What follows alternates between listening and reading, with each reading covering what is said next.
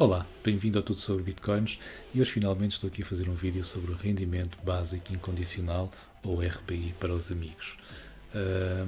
Bem, isto é um tema extraordinário. É verdade, já tenho falado aqui ou ali sobre o RBI, mas sem nunca aprofundar só sobre o RBI e hoje chegou o dia.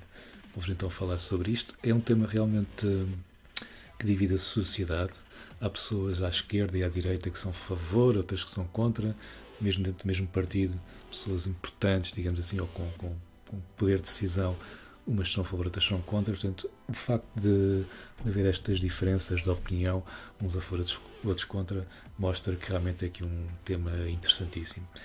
Em Portugal, que eu saiba, só dois partidos é que apoiam o RBI, são eles o PAN e o Partido Livre. Que eu saiba, pode haver mais, mas pelo menos que eu tenha conhecimento. Então, o que é o RBI? Bem, é um rendimento, naturalmente, à semelhança do rendimento do trabalho. É básico, e é básico porquê? Porque não vai estar o capital, o dinheiro suficiente para existir uma vida de luxo. É impossível realmente sermos todos milionários, ok? Se formos todos milionários somos todos pobres, milionários pobres, porque na verdade há pessoas que fazem determinados trabalhos que são perfeitamente legítimos e úteis para a sociedade, mas que não o fariam se não fosse por necessidade. Por exemplo, nós não podemos ir de férias para um grande hotel, seja onde for, e estar à espera de termos a cama lavada, o chão aspirado, enfim, tudo limpinho. Porque as pessoas tiverem todas muito dinheiro, ninguém vai querer fazer esse tipo de trabalhos, não é? Efetivamente, à medida que a sociedade se desenvolve, as pessoas começam a exigir mais, a querer ir para trabalhos mais criativos, porque estudaram mais, etc. Isso viu-se na história recente de Portugal. Nós, nos anos 50, 60, emigrávamos, íamos para a França e para outros países fazer trabalhos desses, de limpezas e outros. Os franceses já não queriam, já estavam a um nível acima de nós. Hoje, se calhar, é em Portugal que isso acontece. Não é? Temos cada vez mais imigrantes a vir para Portugal. Se calhar, hoje já temos poucos portugueses a fazer esse tipo de tarefas. Ainda temos alguns, infelizmente. Era bom que já fosse completamente automatizado, mas ainda temos pessoas que vivem disso. E tudo bem, é uma profissão naturalmente com toda a dignidade do mundo. Mas eu preferia viver numa cidade em que já não precisássemos de pessoas a fazer essas coisas. E, portanto, é isto para explicar que não podemos ser todos milionários e este rendimento básico é realmente para suprir as necessidades básicas. Portanto, alimentação, vestuário, habitação também e pouco mais. Okay? Portanto, é as necessidades básicas das pessoas e depois, com base nisso, as pessoas têm essas necessidades supridas, podem querer mais, podem estudar mais, trabalhar em áreas mais criativas. Eu não quero aprofundar muito agora, porque já estou a mostrar as vantagens do RBI e ainda não cheguei a essa parte. Depois, é incondicional porquê? Porque, ao contrário, por exemplo, do RSI, que é o Rendimento Social de Inserção, que já existe hoje, que é das pessoas carenciadas, que estão sem trabalho, etc., aí há essa condição. As pessoas têm que ter acesso a têm que ter direito a essa condição de carenciados, digamos assim. E isso depois tem alguns problemas, eu não vou falar já, mas vou falar mais à frente, se não me esquecer. Portanto, é isto, o rendimento é básico e é incondicional, é para todos. É claro que depois, apesar da palavra incondicional, nós podemos ter aqui algumas condições. Eu acho que devem haver condições. Eu não acho que um menor de 18 anos deve receber o mesmo que um adulto, porque não tem o mesmo custo, não é? Vive com os pais ou com os avós, e portanto partilha a habitação, e nós não queremos ter uma família com... Ou seja, não podemos, se dermos o mesmo valor a toda a gente, incentivamos a que haja famílias a querer crescer exponencialmente. Nós sabemos que num mundo de recursos mais ou menos finitos, não convém que toda a gente tenha de 7 ou 8 filhos. Não é? E, portanto, convém mais ou menos manter a proporção da população. Portanto, cada casal tiver 2 filhos, vai-se mais ou menos mantendo, até eventualmente decrescente. Pois há sempre alguém que não tem filhos, ou agora também com esta coisa toda da homossexualidade, também se torna difícil para essas pessoas terem filhos. E, portanto, o normal será um decréscimo da população. Prontos, vamos avançar para o próximo slide, que fala aqui dos contas. Vou começar pelas contas, porque acho que é a parte mais fácil. E já agora dizer-vos uma coisa. Eu, quando fiz este vídeo a primeira vez, sim, isto é a segunda vez que eu uso este PowerPoint, mas claro que não estou a dizer a mesma coisa, nem da mesma forma, não, já nem sei o que é que disse.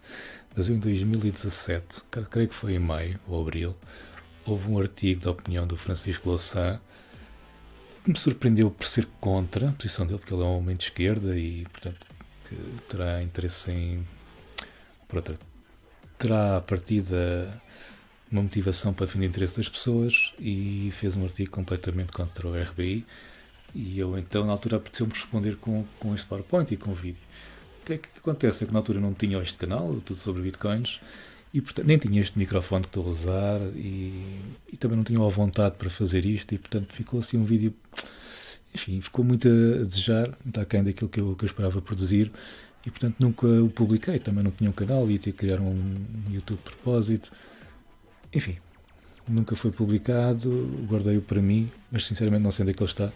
Encontrei este PowerPoint porque este sim estava numa pen e não o perdi. Agora o vídeo já era um bocadinho grande, acho que até o apaguei. Ou está para aí alguns perdido. Então, isto para explicar o quê? Depois no fim tenho dois gráficos que estão um bocadinho desatualizados porque foram obtidos no ano passado. Mas ainda assim continua a ter um valor importante e vou mostrar-los mesmo. Ok, e isto, os contras realmente eram os argumentos essencialmente do Francisco Louçã. E toda a gente, ao fim e ao cabo, que fala disto. Então, o primeiro é o risco de absentismo. Dizem, bem, as pessoas com o RBI depois deixam de querer trabalhar. Ok? Bem, eu tenho 2 ou 3 coisas a dizer. Primeiro, é que quem não gosta de trabalhar não deve ser obrigado a trabalhar. Ok? Essas pessoas já existem e já estão aí, no mercado. Nomeadamente, algumas recebem o RSI. Não gostam, não querem, não interessa qual é a etnia das pessoas, se é A ou B ou C, pode ser uma qualquer, nasceram em Portugal ou têm a cidadania portuguesa e não gostam de trabalhar. Acho tudo ok. Não vamos matar as pessoas por causa disso. Acho que não, nem podemos prender as pessoas, porque aí também estamos a pagar-lhes. Não é? Se forem para a prisão estão um custo para a sociedade. Portanto, não faz sentido. Segundo argumento. As pessoas... o outro argumento muito importante é que hoje em dia o RSI, e agora tenho que falar um bocadinho do RSI, eu conheço bem o RSI, conheço muitas pessoas que trabalham nessa área, e a questão é esta, e digo isto contra essas pessoas que eu conheço, é que estes trabalhadores trabalham para o Estado direto ou indiretamente, na Segurança Social e noutras associações. Qual é Elas trabalham lá porquê? Porque têm que fiscalizar essas regras. Muitas pessoas têm que ir aderir a um programa, têm que cumprir aqueles requisitos todos que eles têm e depois tem que haver fiscalização. E por isso o Estado gasta milhares ou milhões de euros todos os anos com esse pessoal todo. Não é? Que não era necessário com o RBI. Porque no RBI é incondicional, portanto não se vai fiscalizar ninguém, não se vai perguntar às pessoas se têm direito, se não têm. E portanto já há pessoas a receber, portanto essa questão das pessoas não quererem trabalhar já não se coloca.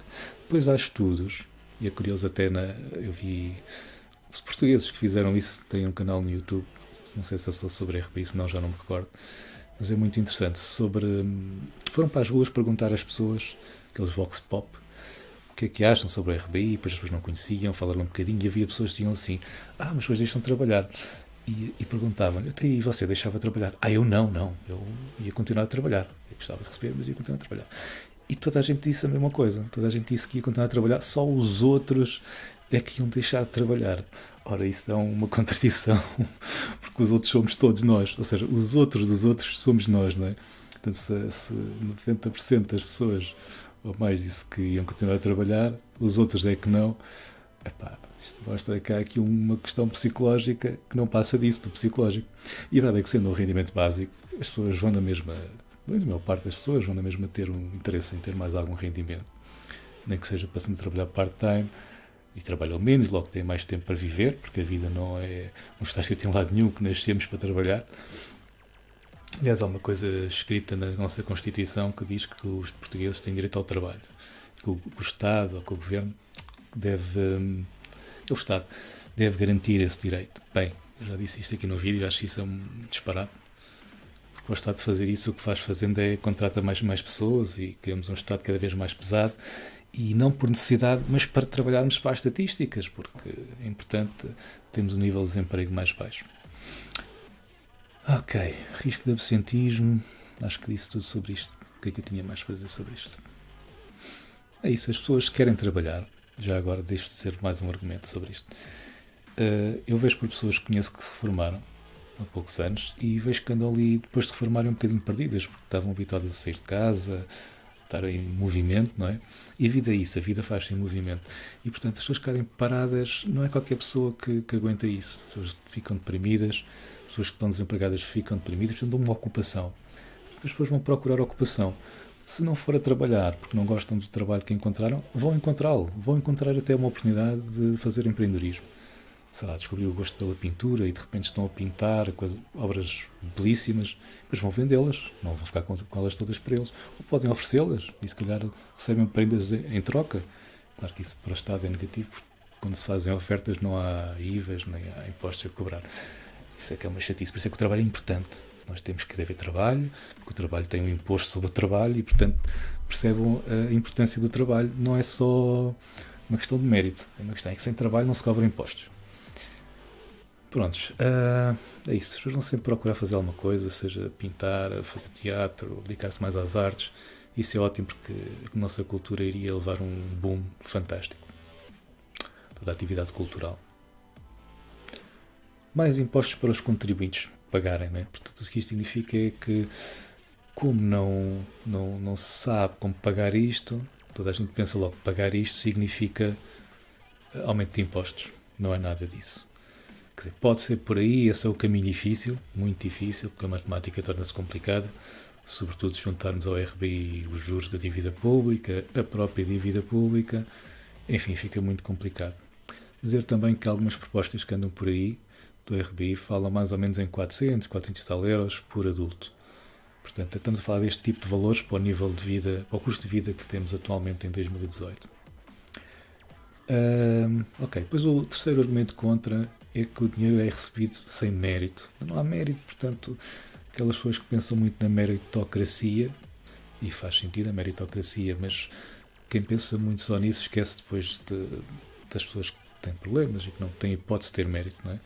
Sei lá, deficientes, pessoas com problemas mais ocultos, não é? Desde o psiquiátrico, enfim, há N problemas em que, ou N condicionantes que realmente não podemos ir lá só pelo mérito. Agora, o mérito é importante, realmente, sobretudo para pessoas que desempenham funções de topo na hierarquia do Estado. Portanto, eles têm argumentos fantásticos e sou a favor do mérito. Agora, aqui, porquê é que este dinheiro sem mérito, porquê é que muitas vezes fala disto? E o argumento é este: bem, as pessoas vão receber dinheiro, mas não tem mérito. Isso aplica-se muito bem, é fácil ver no RSI, no Rendimento Social de Inserção. Realmente há ali pessoas que realmente não querem trabalhar. E, portanto, vem esse argumento e as pessoas são contra alguém que recebe por aquilo que eu pago. Ou seja, nessa lógica de pagar impostos, estamos a ver é que os que eles ganham mais têm que descontar mais para o IRS, para a Segurança Social ou no IRS, para se conseguir pagar este rendimento às pessoas, a toda a gente. Por outro lado, ricos e pobres receberam o mesmo. Portanto, isso está tudo ligado, não é? Portanto, estamos a falar, recebem todos o mesmo e os ricos pagam mais e as pessoas, os pobres, não pagam nada, não podem, não é? Não faz sentido dar-lhes um RBI e depois lhe cobrar 20% disso, ou 30%, ou o que seja. É dar-lhe com uma mão e tirar com outra. Perdão, tive que beber um bocadinho de água. Pois, o problema está aqui sempre que é o mesmo, que é o que está no último lado. É muito caro, não é possível pagar. As pessoas dizem, isso era muito caro, é muito giro e tal, a ideia é boa, mas não é possível pagar. Bem, eu sobre isso já tenho feito vídeos sobre outras temáticas e que explicam como é que é possível pagar. Se podemos criar dinheiro para a banca, para as grandes empresas, através de quantitative easing, então também penso que podemos fazer o mesmo, que é lógico fazer o mesmo e criar dinheiro e distribuí-lo diretamente para as pessoas. Porque as pessoas naturalmente vão consumir, vão usar esse dinheiro para adquirir os seus bens básicos e essenciais. E, portanto, há aí uma oportunidade para o próprio Estado cobrar IVA e, mais uma vez, impostos. E as empresas também vão ficando com as suas margens, porque venderam produtos, produziram, portanto, também gera emprego. E, pronto. Em relação ainda ao primeiro elemento, das pessoas não querem trabalhar, o risco de absentismo, deixem-me dizer-vos uma coisa. Está mais que estudado que vem aí uma onda de inovação enorme na área da inteligência artificial, da robótica, da automatização, como nunca vimos. E, portanto, o que está à vista nos próximos 10, 15, 20 anos é uma redução brutal do número de trabalhos, postos de trabalho. E, portanto, entramos agora aqui nos prós, porque é óbvio que se houver menos postos de trabalho, o RBI vem ajudar a que as pessoas possam ficar em casa, trabalharem part-time. Então, se toda a gente agora passasse a trabalhar só 4 horas, de repente duplicava o número de vagas de trabalho, postos de trabalho disponíveis. Portanto, dava trabalho para muita gente e possivelmente até mais do que os que estão desempregados. Pode depois não haver técnicos especializados em todas as áreas, mas isso é outra questão. Portanto, é possível realmente que o RBI venha a salvar as pessoas. Aliás, temos o Bill Gates a falar do RBI precisamente por causa desta questão da automação. A inteligência artificial está a acabar até com trabalhos que já hoje são mal remunerados, são explorações, nomeadamente nos call centers. Temos já sistemas aí no mundo que imitam uma pessoa. Quem está do outro lado da linha não consegue perceber que está a falar com um robô. Portanto, as gravações são bem feitas, ele percebe o que as pessoas estão a dizer e dão-lhe a resposta perfeita àquilo que resolve o problema das pessoas. E, portanto, com isto, mesmo já trabalhos mal pagos, onde já hoje estão milhares de portugueses que se licenciaram e que estão a trabalhar em call centers, isto não estou a inventar nada, toda a gente sabe do que é que eu estou a falar, isso é uma realidade bem próxima de todos e, portanto, é preciso estarmos preparados para que a coisa piore ainda e, portanto, um rendimento básico incondicional vem-nos dar essa base de mudança na sociedade para realmente estarmos preparados para isto. Depois, aqui os prós. Bem, a autonomia das pessoas. Como é óbvio, a pessoa tem um rendimento básico incondicional, deixa de estar tão condicionada ao trabalho. Isto significa o quê? A verdadeira liberdade. Porque reparem, imaginem que não é o caso, mas estou a trabalhar numa empresa por conta de outra e tenho até uma proposta para ir ganhar mais noutro sítio. Mas eu não conheço outro sítio, não é? Não sei se me vou integrar bem, se as pessoas que lá estão são fixe, se não são. Portanto, às vezes a pessoa fica no comodismo de estou aqui bem, já me conhecem, respeitam o meu trabalho aqui, vou estar a me dar por mais 50 euros, não sei, e acabam por ficar estáticos, não é? Não saem da zona de conforto e pensam, se não me dou bem, depois vou para a rua ou despedo, tenho que me despedir, não aguento aquilo e perco este trabalho que já tenho e depois não tenho rendimento nenhum. Ou pronto, tenho depois o fundo de desemprego, mas aí não se pode sair por acordo, tem que ser despedido, enfim. Então a pessoa não se mexe.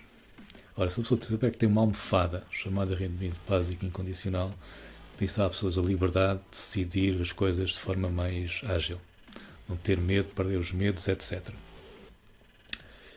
E, inclusive, negociar com o patrão atual. Porque uma coisa é eu dizer ao patrão, olha, por mais que tenha ali uma proposta, vou-me embora por mais 50 euros. E ele diz, então vá. E eu, ups. E agora, vou, não vou? Não é? Porque o patrão às tantas está-se nas tintas. Olha, mais um, sai este, vem outro. Então, se for para as caixas de supermercado ou aos call centers, é isso mesmo. E, portanto, não há aqui um grande poder negocial com os patrões. Já se as pessoas tiverem realmente uma almofada e têm realmente uma proposta para outro sítio, uma oportunidade, as pessoas fazem, aceitam, depois então vem, ou vêem se realmente a proposta é real e têm esse poder negocial com o patrão atual e, portanto, provavelmente isto, na minha opinião, vai levar a uma subida dos rendimentos, porque havendo essa possibilidade, as pessoas, inclusive, há pessoas que não estão satisfeitas com o patrão ou com a empresa e não saem, ou com a atividade que estão a fazer, e não saem porque aquilo é o que lhes garante a sustentabilidade ao longo do tempo. E, portanto, seria importante realmente termos aqui um rendimento básico incondicional que dê realmente a verdadeira liberdade às pessoas, para serem livres, tomar decisões de forma relativamente fácil, sem grande stress. Ok. Agora, só ver aqui uma coisinha. O telemóvel, desculpem lá. Menos horas de trabalho por pessoa. Sim, efetivamente, vai haver menos horas de trabalho por pessoa se pessoas começarem a ficar em casa. Aquilo que eu já disse, ao fim e ao cabo, se as pessoas ficarem meio tempo em casa e trabalharem só metade do dia, portanto 4 horas, isso significa uma maior qualidade de vida para as pessoas, porque atualmente as pessoas têm imensas despesas só porque está o casal a trabalhar. Às vezes têm 1 ou 2 filhos e têm que pagar para que eles fiquem num centro de estudos, num centro de atividades de tempos livres. Portanto, que, ok, se precisarem realmente de assistência para o estudo, muito bem.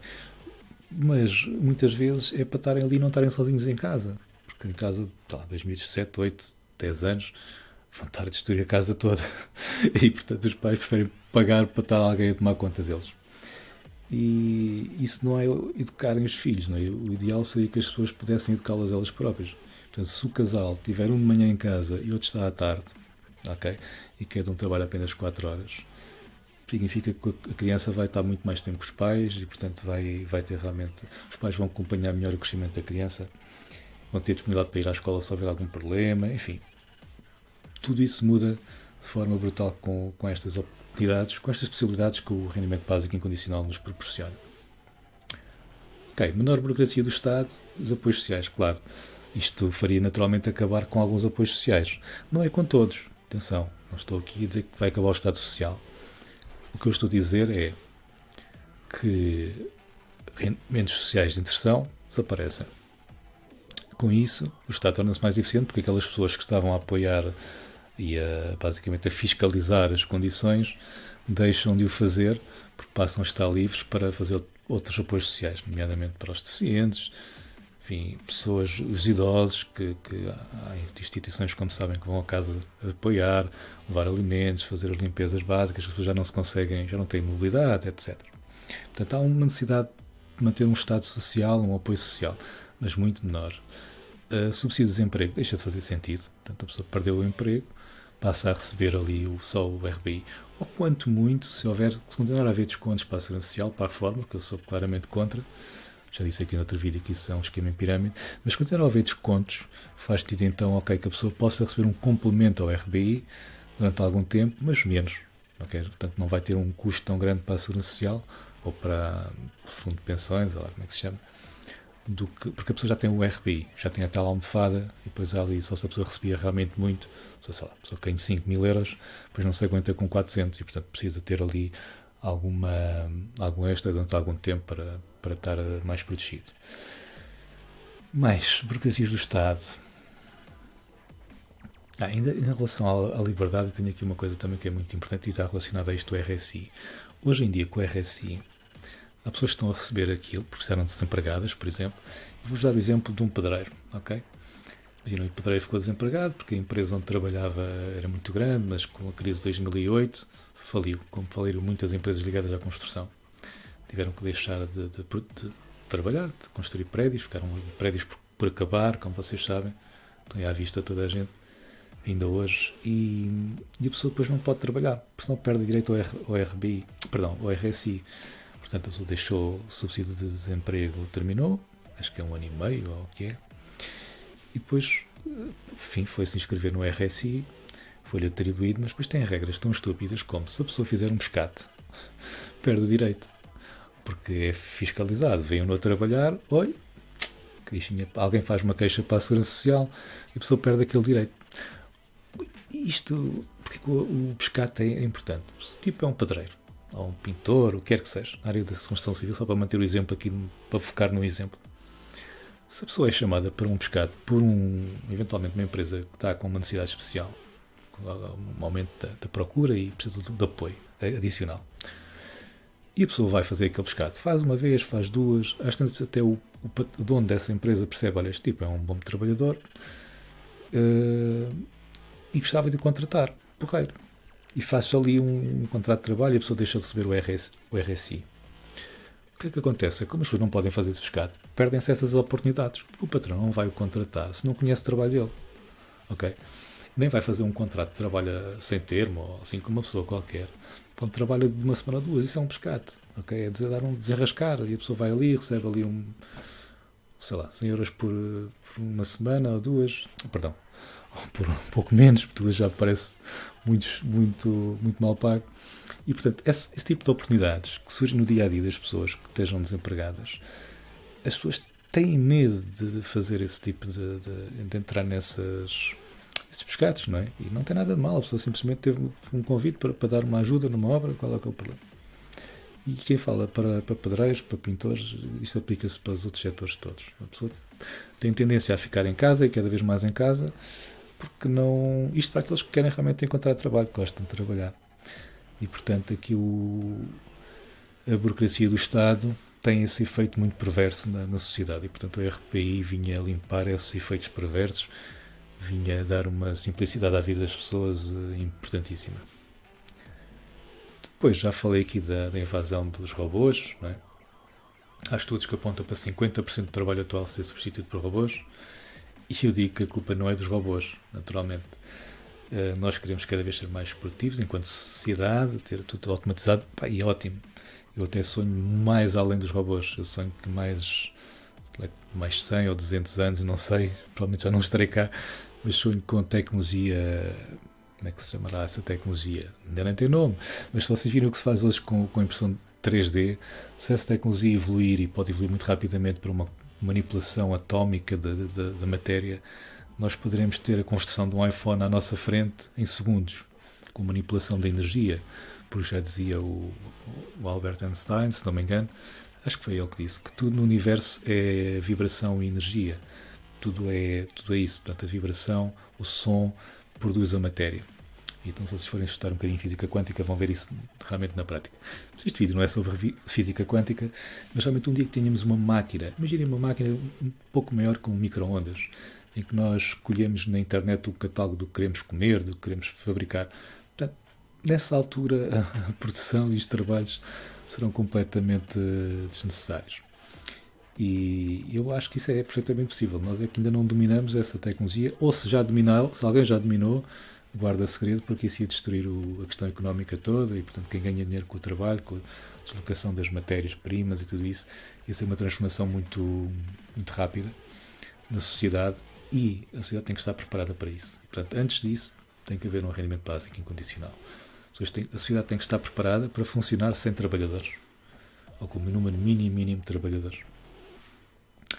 Para fazer funções de tédia, não é? Apertar parafusos e coisas desse género. Ok, e a questão de promover o empreendedorismo, aqui para acabar, se bem que há mais pontos a favor, eu é que não quero fazer um vídeo com 5 horas. O empreendedorismo também é naturalmente fomentado com o RBI, principalmente porque o empreendedorismo que acontece hoje é essencialmente os jovens. Os jovens saem da faculdade, não têm, em vez de irem logo para um trabalho, criam o seu próprio projeto. E é só essa oportunidade que têm. Depois, mesmo que tenham gosto, já não fazem porque têm que abdicar do que já têm. Do trabalho que já têm e, naturalmente, rapidamente as pessoas se endividam para pagar um carro, para pagar uma casa. E então, a partir desse momento, acabou a oportunidade de ser empreendedores, porque é muito difícil alguém abdicar. Alguém aos 40, 50 anos abdicar do trabalho. Aos 40, aos 50 já estão a pensar na reforma. Mas, pelo menos aos 40, é realmente muito difícil a pessoa abdicar disso. Pode ter ideias, mas depois não tem a coragem de abdicar, porque aquele rendimento que tem faz falta, lá está, compromissos para pagar. Então, se tiver filhos, esqueçam. E isso também aconteceu comigo. Eu fui empreendedor porque comecei o meu projeto de origem o meu negócio na faculdade, porque se fosse agora, calhar era mais uma ideia na gaveta e nunca o teria feito. Portanto, e eu já tive, inclusive, não queria falar muito de mim, mas não é esse o objetivo, mas eu já estive a trabalhar há alguns anos na função pública. E quando ia ficar com o contrato sem termo, portanto ia ficar efetivo trabalhador do Estado, para todos os efeitos, foi aí que eu refleti muito. Não posso, e cheguei-me a candidatar à vaga e depois cancelei a minha inscrição, a minha candidatura, porque percebi que se ficasse ali, se aceitasse, nunca mais ia ter o tempo que preciso e que quero ter para o empreendedorismo, para o meu negócio, para implementar as minhas ideias, ou tentar, porque às vezes não se tem o sucesso, mas é preciso ter o tempo e dedicação para tentar. E quando se está a fazer 8 horas, naquele caso eram 7, naquele tempo das 35 horas, creio que agora vai voltar, ou está para voltar, não sei. Mas são 7 horas, mas 1h30 para almoçar, portanto perde-se ali uma parte significativa do dia. E portanto, para sermos empreendedores temos que abdicar, precisamos de abdicar do trabalho, do rendimento do trabalho, pago pelos outros, para termos tempo a executar as nossas ideias, e não podemos estar preocupados como é que vamos pagar a renda do mês seguinte, ou a prestação da casa. Portanto, aqui o RBI vem claramente tornar a sociedade mais empreendedora, dar mais oportunidade. E fala-se muito em empreendedorismo, e que a sociedade Portugal não tem a cultura para o empreendedorismo. Se querem que os portugueses sejam empreendedores, deem-lhes condições. E realmente passa muito por aqui. As pessoas terem uma almofada financeira e não é apoios, não é com subsídios, porque depois isso é por projetos, é por candidaturas, depois sabe-se lá os favorecimentos que há, aos sobrinhos, aos primos, sei lá. E portanto, se a gente tiver o direito às mesmas oportunidades, deixa também de ser necessário esse tipo de apoio ao empreendedorismo, enfim, que as pessoas são escolhidas às vezes a dedo. Próximo slide. Como financiar, naturalmente. Ok, há aí algumas ideias. Taxas sobre os robôs. Que é giro, tens impostos. Portanto, estamos a falar em taxar. Não é a compra dos robôs, é empresas que trabalham com muitos robôs têm que pagar um X. Epá, isto é uma idiotice, não é? E reparem que quando eu fiz este PowerPoint havia na altura uma notícia recente, agora já tem mais de um ano, que falava do McDonald's nos Estados Unidos estarem a automatizar as cozinhas e mesmo a própria entrega dos produtos, dos alimentos. Se vocês virem, hoje já nós substituímos o empregado praticamente da caixa, porque nós vamos àqueles painéis touch, escolhemos o que queremos, portanto torna-se tudo mais rápido para o consumidor e eles têm que ter precisam ter menos pessoas nas caixas. Não há tantas filas nem nada. E portanto na América já falavam nisso quando se falou de aumentar o vencimento mínimo por hora, lá em alguns estados. Eles fizeram as continhas, já tinham as contas feitas e viram que aquele preço por hora compensava investir em robôs. Em 2 anos tinham os robôs pagos e a partir daí só custos de manutenção. Portanto, seja como for, mais tarde ou mais cedo, vamos ter uns McDonald's deste mundo com robôs na cozinha. Se calhar até é melhor para a higiene. Não sei, digo eu. Talvez não. Logo vemos. Só um bocadinho mais de água, peço desculpa.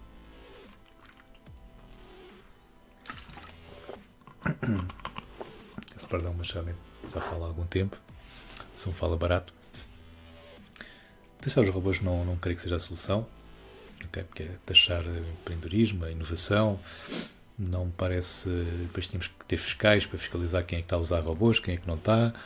Enfim, no domínio da inteligência artificial ainda é mais difícil fiscalizar, pode-se esconder.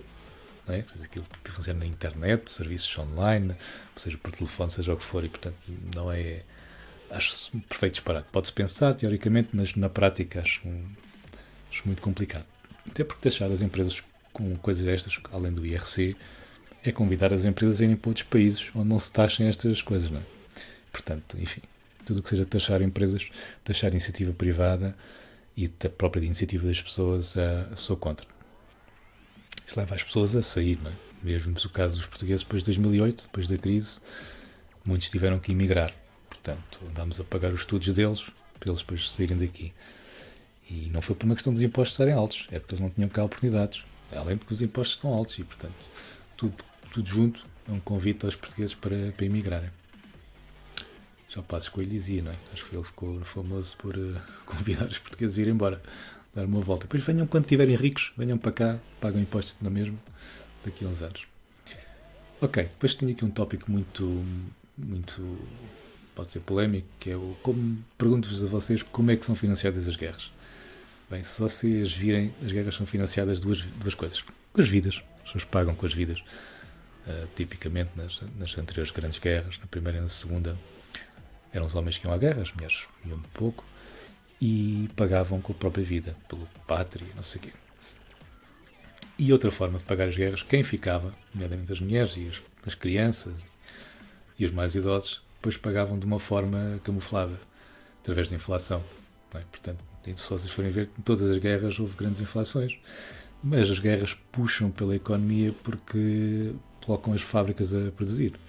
Grandes fábricas, até que salvo erro da Ford, vieram depois de fábricas de armamento, de tanques e tudo mais. Portanto, já estava preparada para produzir veículos, só que eram veículos grandes e foram adaptadas. Ou seja, a tecnologia foi desenvolvida ali, os métodos de produção, etc. E nessa altura não se olha a custos. Os países, os governos, pagam o que for preciso. E depois ficam então os resultados disso para os privados transformarem e, em vez de produzirem tanques, passam a produzir veículos e outras coisas. Isso acontece em várias indústrias. E mesmo na questão dos mísseis, com a questão do espaço, né? Portanto, a indústria aeronáutica, sim. E, portanto, as guerras são financiadas através de um imposto escondido chamado inflação, que já falei noutro vídeo sobre impostos, portanto não vou quitar muito insistir muito nessa questão, mas realmente a inflação é um problema e, na minha visão, podia ser um dos poucos impostos a ficar depois do RPI. Uma inflação que toda a gente paga, ricos, pobres, porque já hoje o pagamos, ok? Já hoje é assim e, portanto, continuava a ser talvez um bocadinho mais acentuado, mas pode-se controlar com outro imposto chamado IVA. Mas para isso convido-vos a ver o vídeo sobre impostos que eu fiz aqui, foi o último que publiquei antes deste, salvo erro. Portanto, fiquei o convite.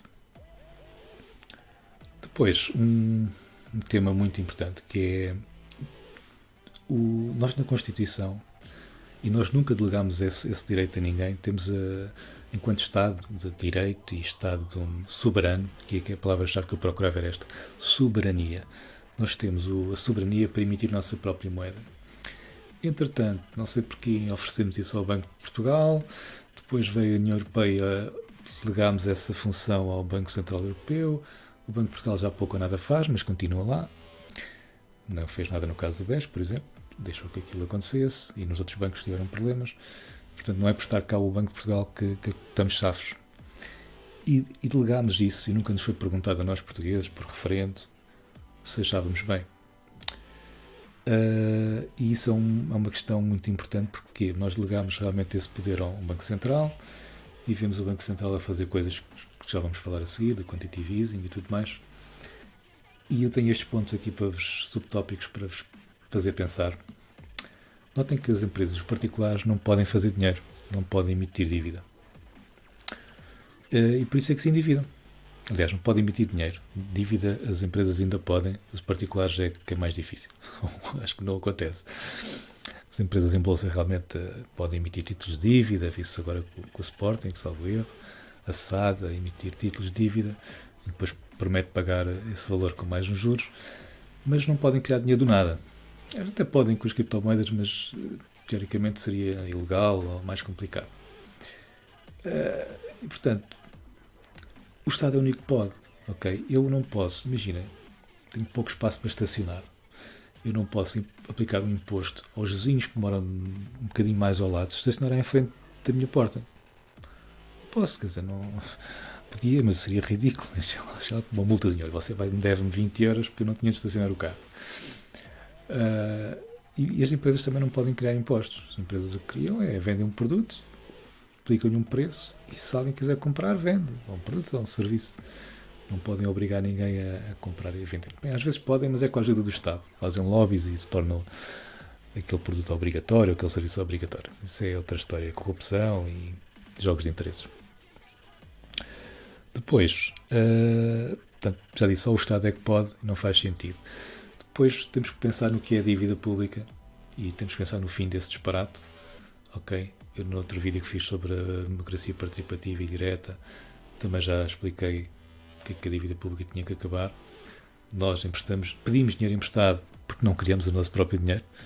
Foi uma fórmula, eles dizem que foi para controlar a inflação, depois muda de governo e assim obriga os governos todos a estarem muito preocupados com a inflação, porque nem toda a gente lhe empresta dinheiro. Portanto, é um mecanismo pseudo-inteligente de evitar que chegue um governo ao poder e comece a imprimir dinheiro, a criar inflação à toa. E realmente era um risco nesse sistema em que o poder está centralizado em poucos partidos, depois chega um governo e está centralizado em uma dúzia de pessoas. Realmente isso podia acontecer. Então fizeram este esquema de tem que ser os bancos centrais a imprimir dinheiro, a criar dinheiro novo, e tanto os Estados pedem dinheiro emprestado, nomeadamente a bancos portugueses e estrangeiros e instituições a fundos de investimento, às seguranças sociais dos outros países, a nossa compra dos outros países, enfim.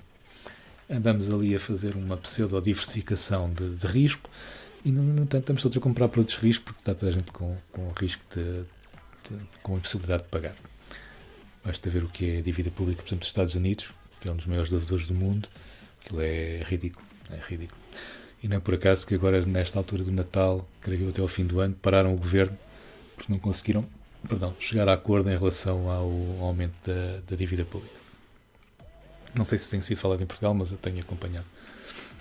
Porque já gastaram o dinheiro todo e não há dinheiro até ao fim do mês, até ao fim do ano. E pronto. E depois querem construir o muro. E o muro, não tem relação ao muro, isto é uma à parte. O muro não é para os mexicanos impedir os mexicanos de entrar na América. É para impedir os americanos fugirem para o México. Se os americanos descobrirem que podem ir para o México e deixar de pagar impostos nos Estados Unidos colapsam logo. Portanto, aquele muro é um muro psicológico para evitar realmente a fuga dos americanos para o México. Mas enfim. Isso o muro é realmente um tema engraçado, mas fica para outro vídeo. Portanto, para mim tinha que acabar a dívida pública, porque não faz sentido. Se podemos imprimir o nosso próprio dinheiro, não temos dinheiro que chegue, financiamos. Então vejam o vídeo sobre democracia participativa e este também, o último, sobre impostos. Acho que fica bem esclarecida a minha posição em relação a isso.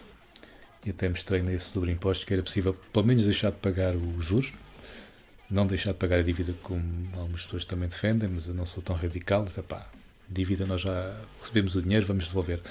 Mas os juros não, e isso permitia-nos uma poupança enorme de 7% no Orçamento de Estado do próximo ano, 2019, e com esse dinheiro já está para antecipar a dívida ir pagando a dívida mais depressa, e depois, reparem que a dívida são, agora não me lembro de cor, se não era 50%, era um pouco mais ou um pouco menos, andava ali muito nessa onda, tenho que ver o meu próprio vídeo, agora esqueci. A inflação é mau. Porquê? Bem, realmente é mau se formos o único país a fazer inflação, a imprimir dinheiro. O que eu acho que vai acontecer com o RPI, um pouco pelo mundo inteiro, ou seja, nós provavelmente não vamos ser o primeiro país a ter o RPI implementado. E quando o fizermos será porque percebemos que funciona noutros sítios e vamos querer ter, ou vamos exigir enquanto povo que assim aconteça. Eu gostaria que fôssemos o primeiro, que fôssemos o exemplo para o mundo, mas enfim. Neste momento não acredito muito nessa possibilidade. E quando isto acontecer um pouco por todo o mundo, a inflação já não é um problema. Porque inflaciona a nossa moeda, a dos outros também, portanto a coisa equilibra. A inflação é um número, reparem que é um número que pode crescer infinitamente. Ao contrário dos impostos. Não, os impostos, por exemplo, o IRS é pago em percentagem. Agora já vai, em termos médios, para aí nos 40%. Já pagam um IRS brutal. Ou seja, 40% da riqueza do país. Ou vamos pensar nos impostos no geral. Portanto, existe o PIB, o Produto Interno Bruto, e todos os impostos sobre a economia, que são sobre as pessoas, sobre o trabalho e sobre as empresas, todos esses impostos representam uma quantidade brutal da riqueza produzida. Mas mesmo, provavelmente, muito acima de 40%. E, portanto, há um limite em que as pessoas, das duas uma. O limite é logo os 100%, em teoria, não é? A gente trabalha e vai tudo para o Estado. Mas antes disso, há outro limite prático em que as pessoas, das duas uma, ou se vão embora, para um sítio em que cobram menos impostos, ou as pessoas, enfim, vão manifestar-se e revoltam-se e começa uma guerra civil, alguma coisa do género. Portanto, há limites que os políticos tentam não ultrapassar. E por isso é que inventam outras taxas, taxinhas, e agora vai para ali uma taxa não sei do quê, outra para ali. Quer dizer, não baixam os outros impostos que já estão, mantêm-nos naquele nível em que as pessoas não estão contentes, mas também não vão para a rua e tal. Está tudo bem. E depois vão aumentando aqui uma taxinha ali, outra taxinha ali, por isso é que temos um sistema de impostos e taxas e cada vez mais brutal. E se as pessoas continhas todas o que é que pagam, percebem que os 40% que eu estava a dizer era um exemplo muito abaixo. Pagam, com certeza, muito mais no geral. E pagam ainda a inflação, atenção que ninguém conta com isso, porque a inflação está controlada, só 2% ao ano, é pouquinho, mas façam as contas 2% ao ano durante 30 ou 40 anos, vocês vão perceber o que é que pagam. Sobretudo para quem quiser, quem poupa, quem ainda consegue poupar dinheiro, então com a inflação, é claro que se as pessoas não pouparem dinheiro, gastam tudo, pá, ótimo, não, a inflação não é problema. Mas também, mesmo aquilo que já compraram, que, por exemplo, a própria casa acaba por ser vista às vezes como um investimento. Se a pessoa compra uma casa há 30 anos, agora pensa, agora a minha casa vale muito mais, ganhei muito dinheiro com este investimento. Não, vale muito mais, mas a moeda vale muito menos. Portanto, vale mais porque a inflação foi forçando os preços das coisas a subir e as pessoas vão ganhando um bocadinho mais. Né? Também os aumentos anuais de trabalho não fariam falta nenhuma se não houvesse inflação. O aumento é uma pequena compensação de uma parte do poder de compra perdido. Portanto, não é nada extraordinário. Mas realmente deixava de fazer falta se não houvesse inflação. Mas lá está, a inflação para mim não é um problema desde que exista um pouco por todo lado e que se controle. Também se pode controlar, naturalmente, através do IVA, por exemplo, aquele modelo que eu falei do rendimento, da democracia participativa, em que lá estava naturalmente o RBI. O RBI imprime dinheiro para as pessoas e para financiar os outros custos do Estado Social, e isso promove um aumento da inflação, mas não é por aí, porque só vai penalizar aquilo que compramos lá fora. Isso até é um incentivo, se aumentar o custo das coisas que compramos lá fora, é um incentivo a que certos bens passem a ser produzidos cá. Ok? Certos bens que nós hoje mandamos vir da China porque é muito mais barato, de repente há empresas que pensam, espera aí, como lá fora fica muito caro por causa da taxa de câmbio, vale a pena produzir cá, porque já consigo vender a preços competitivos. Portanto, isto da inflação não é assim tão mal. Por isso é que eu pus ali esta pergunta. As pessoas têm medo da inflação, e nomeadamente houve um trauma na economia alemã, ou no país, enquanto nação, e aconteceu por uma coisa muito curiosa. Agora deixem-me falar disso, lembrei-me, e agora o vídeo vai ficar com mais de meia hora. Não faz mal, isto é só para quem quer ouvir até ao fim. Quem não quer, não tem tempo, não ouve. Eu não obrigo nada a ninguém. O que eu me lembrei é que aconteceu realmente na Alemanha algo muito curioso. Os alemães, a dada altura, estavam com receio do futuro. Pois, acho que foi depois de uma guerra mundial, da primeira ou da segunda. Deve ter sido a primeira. Estavam com receio do futuro, então começaram a poupar todo o dinheiro que podiam. E na altura não punham nem punham nos bancos, punham em casa, debaixo dos colchões. E então o governo, ou o Banco Central Alemão, ou whatever, o que é que começaram a fazer para a economia não morrer? Começaram a imprimir mais dinheiro, injetar dinheiro na economia, como estão a fazer agora, que os bancos centrais também estão a fazer isso. Pronto, passaram-se uns anos, os alemães tinham imenso dinheiro em casa, não gastavam, só gastavam no essencial, nos bens essenciais. E depois, houve uma altura que gradualmente as pessoas começaram a ter mais confiança no futuro, achavam que já não vinha guerra nenhuma e tal, e começaram a gastar dinheiro. E foi tudo mais ou menos ao mesmo tempo. E quando isso aconteceu, inundaram o mercado de dinheiro, houve uma inflação galopante, os preços subiram de forma disparatada, e depois aquilo foi uma desgraça para eles, né, para a Alemanha, até ser controlado. Já nem sei como é que se controlou, não sei se foi criando uma Segunda Guerra Mundial, capaz, se calhar foi na altura que o Hitler entrou para o poder, porque percebeu que tinha ali uma janela de oportunidade de descontentamento das pessoas, estava tudo muito caro. Não tenho certeza se foi neste intervalo de tempo, mas é possível que sim. E portanto os alemães ficaram muito traumatizados e não gostam nada de inflação. Por isso é que temos o rigor alemão, e mesmo sobre a Europa eles obrigam-nos a inflação, tudo muito bem, no máximo 2%. Né? Prontos, porque levaram com aquele trauma histórico. Ora, isto acontece porquê? Porque as pessoas tinham medo do futuro. Não é? Agora, se tivermos um rendimento básico incondicional, as pessoas não têm tanto medo do futuro. Do dia da manhã, se ficar desempregado, não passo fome. Tenho um RBI. E, portanto, é possível ter sempre um RBI até mais alto. Imaginem que mesmo dentro da economia interna, as coisas aumentam de preço. Aumenta-se, adequa-se o valor de distribuir às pessoas para ser suficiente. Se não dá para importar coisas, come-se o que se produz em Portugal. Nós produzimos alimentos suficientes para a nossa, felizmente, para a nossa, até exportamos. Aqui no Porto de Setúbal, de vez em quando, saem aqui navios carregados de gado vivo para... Onde é que aquilo vai? Para o Médio Oriente. Vai para o Médio Oriente e, portanto, são animais que nós, com a nossa água... Reparem que os produtores agrícolas, e neste caso na pecuária, não pagam água ao preço que nós pagamos em casa. E dão água aos animais, há milhares e milhares de litros de água só para produzir cereais para os animais, e os animais são produzidos cá, com os nossos recursos naturais, com o sol que bate aqui sobre o nosso país, e depois são vendidos com lucro para os privados. Okay? Por isso, isto é um argumento muito importante. Falando dos recursos naturais, ainda não falei disto acerca da importância do RBI, é que nós temos imensos recursos naturais, como por exemplo as pedreiras, em que temos empresas privadas a explorar aquilo, mas aquilo são recursos que pertencem a todos, são todos os portugueses, inclusive a questão das florestas, etc. São recursos muito importantes e que nós todos devíamos querer preservar, e já que o entregamos às vezes, em alguns casos, por exemplo das pedreiras, temos que ser ressarcidos dessa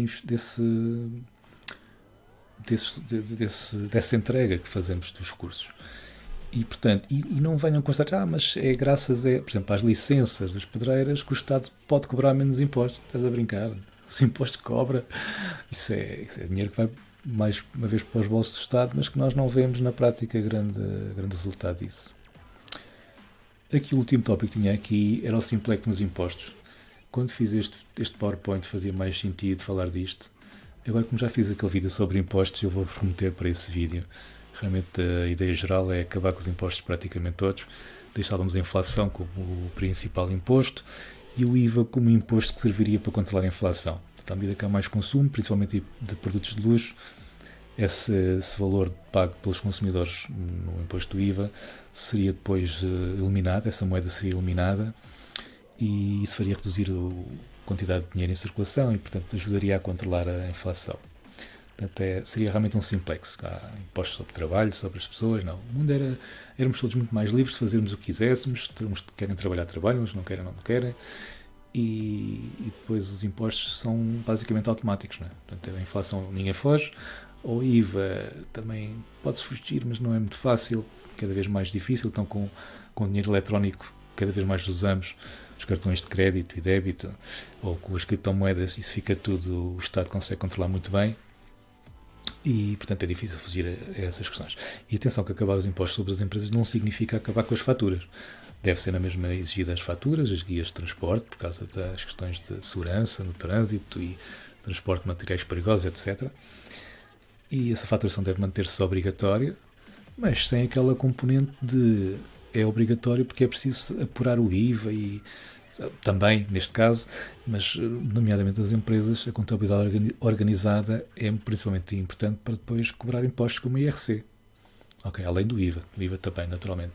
Mas isso até o Estado já o faz de forma muito fácil. Esse agora para esta regra que as empresas ficam dispensadas de imprimirem faturas em papel, se o cliente aceitar, nomeadamente no supermercado, eles fazem a comunicação direta às finanças e as finanças sabem logo quanto é que foi de IVA e quanto é que não foi. Portanto, isto caminhamos cada vez para um Big Brother financeiro e nesse sentido o IVA é cada vez mais difícil de se fugir a esse imposto. Não é? Embora não seja impossível, mas pronto. Não, já está, o Estado também não precisava desse IVA, este novo IVA que eu idealizei nesse modelo, não precisa daquele dinheiro para fazer os serviços públicos funcionarem. Agora, é útil que as pessoas paguem porque vai ajudar toda a gente. Portanto, há um incentivo a que eu pague IVA, toda a gente pague, porque todos vamos sentir menos o efeito da inflação e, portanto, vamos conseguir importar coisas mais baratas. Mais barato porque quando fazemos o câmbio, a nossa moeda nacional vale menos. Ok, próximo slide. Aqui, falar um bocadinho de quantitative easing. Já tinha falado noutros vídeos, mas pronto. Temos a Reserva Federal Americana, que não é federal, aquilo é o nome, mas aquilo é uma instituição mais ou menos privada, a imprimir dinheiro. O BCE faz a mesma coisa para incentivar o crescimento económico. E depois distribuindo de cima para baixo. Atenção, quantitative easing é uma expressão toda XPTO para ninguém saber o que é, mas é dinheiro novo. Eu disse imprimir, tenho dito imprimir, é errado, eles não imprimem o dinheiro, não é? É muito pouco que é impresso. O que é impresso normalmente é para substituir notas que já estão danificadas e pouco mais. O que eles fazem é a criação de dinheiro no computador. E depois entregam aos bancos esses créditos, são títulos, são nem papéis são. Okay? Aquilo é contabilidade, o Banco Central sabe quanto é que emprestou ao outro, o outro banco sabe quanto é que deve e tal, e pronto. Aquilo são números num computador. Depois as empresas, os bancos emprestam às grandes empresas, e às vezes temos de facto, o Banco Central Europeu a comprar ações de empresas para evitar que as empresas vão à falência, porque depois perdem-se imensos postos de trabalho. Portanto, estão a fazer política económica, coisa que não deviam fazer, não têm mandato para isso, e os líderes desses bancos centrais não foram eleitos pelas pessoas. Portanto, é aqui algo muito negativo. E, portanto, já que eles fazem isso, eu acho que era bem preferível sermos nós, o povo, ou o governo português, a fazê-lo e distribuir às pessoas. E, como eu digo, vai na mesma chegar às pessoas, ou às empresas, vai na mesma ajudar a manter postos de trabalho, porque aumentando o consumo, mantém-se os postos de trabalho e aumenta-se até, se o consumo conseguir aumentar um pouco. É um estímulo realmente forte à economia. E o quantitative easing é um estímulo, mas tem falhado. E, aliás, é curioso falar disso, porque há algum tempo atrás, há se calhar mais de um ano, eu vi o Vítor Constâncio, foi o nosso governador do Banco de Portugal, que foi, não sei se ainda é, creio que já não, o número 2 do BCE. Ele estava numa conferência de imprensa com o líder do BCE, como é que ele se chama? Agora não me recordo o nome. E fizeram uma questão sobre o RBI, sobre o helicopter money, que é deitar dinheiro diretamente às pessoas pelo ar. É uma coisa um termo simbólico para entregar dinheiro às pessoas, e creio que foi o Vítor português, agora, Vítor que agora disse, já me esqueci, que disse que era um conceito interessante. Eu acho que a pergunta era mesmo sobre a RBI, que era um conceito interessante e que estavam a estudar isso, havia gabinetes de estudo, ou seja, não excluíram essa possibilidade de acontecer um dia. Isto é o próprio Banco Central Europeu. Portanto, isto porquê? Porque eles têm feito quantitative easing, fizeram uma fase, uma segunda, acho que já vai na terceira, na quarta, e os resultados não estão à vista. O que não estão à vista é que não funciona. O que está à vista é que não funciona. E, portanto, eles já andam disparados e, portanto, não me admira que até, quem sabe, um dia nos surpreenda com uma medida do Banco Central Europeu no sentido de dar dinheiro às pessoas e, portanto, um RBI feito pelo Banco Central. Eu preferia que fosse pelo Governo, com uma coragem política, com líderes realmente com os tomates no sítio, pronto, já disse. Pessoas com coragem de fazer coisas radicais, que não há. Pessoas que querem fazer muito aquilo que sem correr riscos, não é? Vamos fazer aqui um aumento de impostos aqui, a forma que sabem mais ou menos funciona, não é? E, portanto, mudar para um rendimento básico incondicional, diga-se de passagem, é preciso ter coragem. É preciso ter coragem porque é um modelo muito diferente, que funciona. Acho que vai ter resultados em pouco espaço de tempo, 1 ano ou 2, vai ter logo resultados que se podem medir, mas realmente é preciso fazer várias mudanças ao mesmo tempo. E não é que a sociedade não esteja preparada, eu acho é que os políticos não estão. Não é? Portanto, um governo com a coragem de fazer isso teria de mudar muitas coisas e precisava eventualmente também de um apoio importante na Assembleia da República para mudar muitas leis que deixariam de fazer sentido e teriam que ser mesmo eliminadas e portanto, é difícil, confesso que não é fácil. Depois, eu tenho aqui ainda em relação ao quantitative easing ou nesta coisa dos bancos, taxas de juros negativas, já tenho falado disso também aqui neste canal.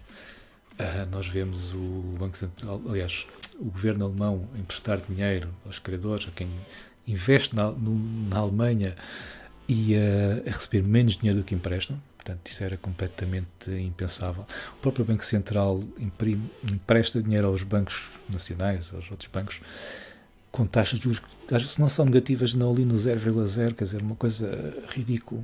O negativo então é absurdo.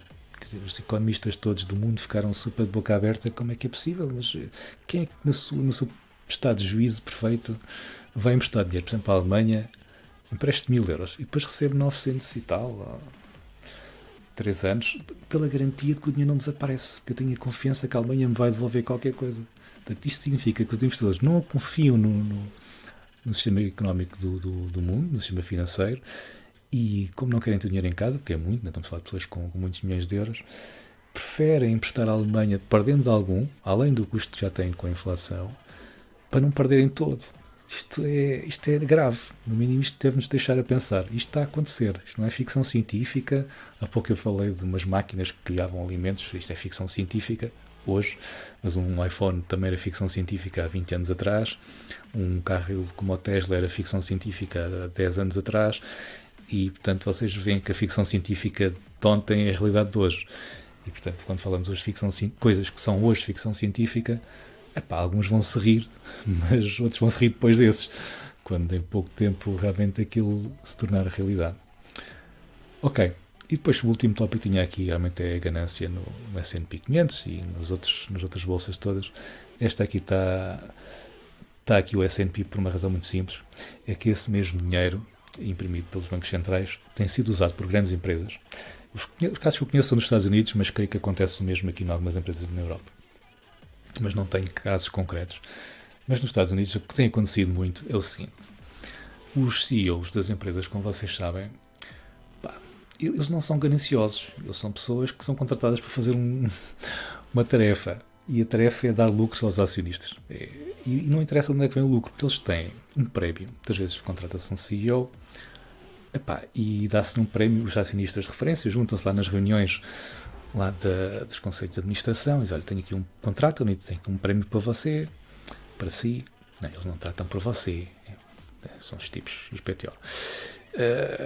Aqui um prémio não sei quantos mil euros, ou milhões, ou dólares, naquele caso, os americanos, de não sei quantos mil dólares, se você consiga as ações, as nossas ações, portanto, falo dos acionistas, são os donos das ações, subam de X% no mercado até ao fim do ano. E tradicionalmente o que os CEOs faziam? Tinham que aumentar as vendas, tinham que fazer melhores produtos. Agora, quando se tem dinheiro muito barato, às vezes com taxas de juros negativas, quer dizer que vai-se pagar o dinheiro emprestado, mas até um bocadinho menos.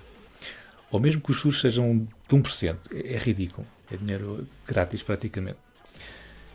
Porque são empresas que têm realmente produtos, têm vendas, mas é mais barato para ele ou seja, adquirir novos clientes, vender mais, aumentar como é que se diz?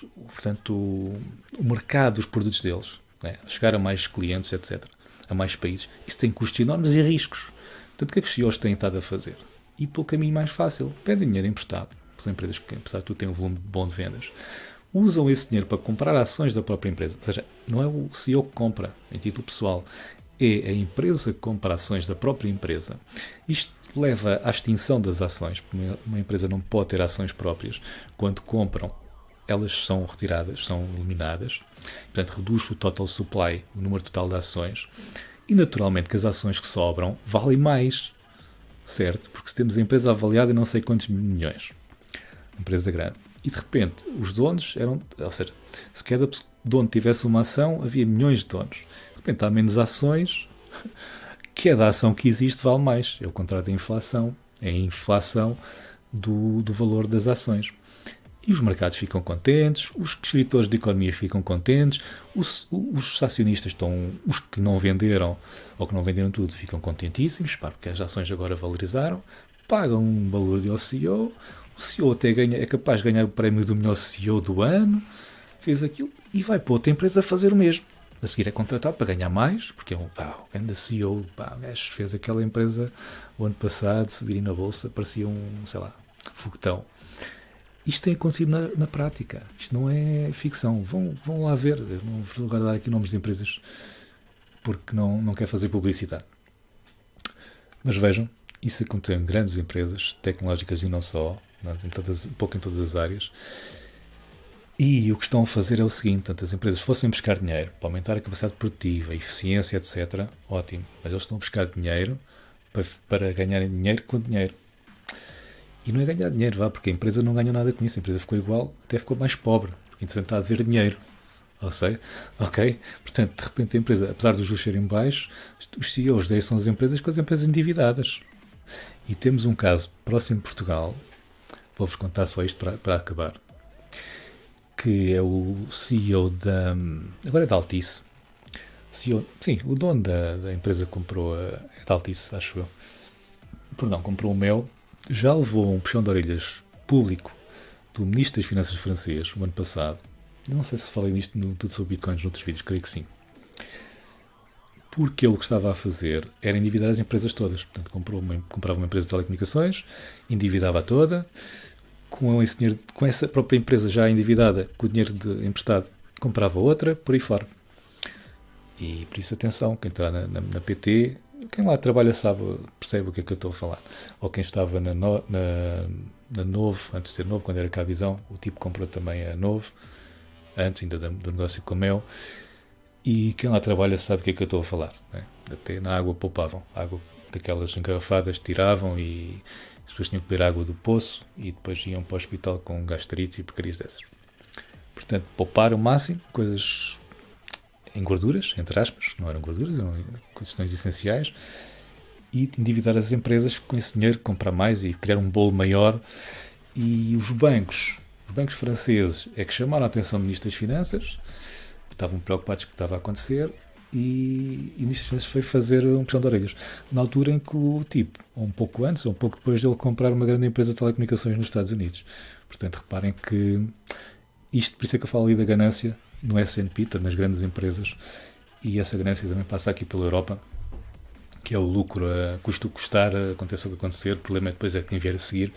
Quantitative easing é o dinheiro a chegar de cima para baixo, entregue lá de cima dos muito ricos para os pobres, depois não chega cá abaixo. É usado por esquemas como este que eu falei da ganância lá do S&P e da compra de ações próprias. E o RBI traz-nos um modelo precisamente ao contrário. De baixo para cima, entrega às pessoas. Claro que naturalmente alguma dessa riqueza vai chegar às grandes empresas da mesma, mas será pelo menos mais justo, porque chega às pessoas, faz a vida das pessoas mais fáceis, e portanto é essencialmente este o meu argumento por isso é que pus aqui o quantitative easing. Portanto, para mim, o RBI é só vantagens, praticamente. Claro que traz algumas mudanças de paradigma e as pessoas, custa às pessoas a perceber essas mudanças e a perceber até as vantagens dessas mudanças. Mas, de facto, uma economia no futuro, uma sociedade no futuro, com menos trabalho, com mais dificuldades sociais, só pode resolver esses problemas com uma almofada, com dinheiro entregue às pessoas só porque elas existem. Okay? Portanto, tirávamos da Constituição aquela questão do direito ao trabalho e punhamos na Constituição o que já lá está, né? Que é o direito à dignidade, o direito a serem livres, e as pessoas só podem ser realmente livres se não estiverem portanto, dependentes de um trabalho, de um sistema de escravidão. E, portanto, aqui a importância do rendimento básico incondicional. Vou ficar por aqui. Obrigado por teres assistido a este vídeo e até um próximo vídeo. Se entretanto gostaste do que vistes, por favor partilha este vídeo com os teus amigos, faz um gosto no YouTube que ajuda mais pessoas a descobrir este conteúdo. Muito obrigado.